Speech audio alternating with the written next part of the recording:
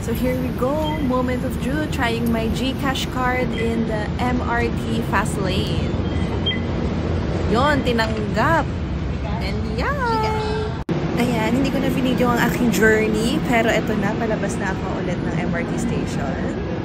As you can see, nagpo-pile up na ang line, and we don't want that. We want no lines at all. So, ayan. Ayan yung line. So, dito ako sa fast lane. Tapping my GCash card. Yay!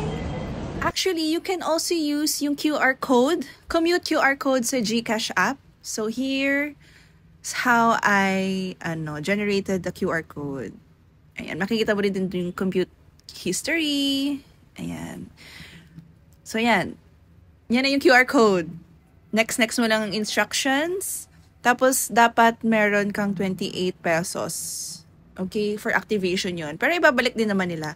Nung ginamit ko rin yung GCash card ko, nagbawas din sa ng 28 and then binalik din nila. So, I think for activation purposes lang din naman yun. Thanks for watching! Bye!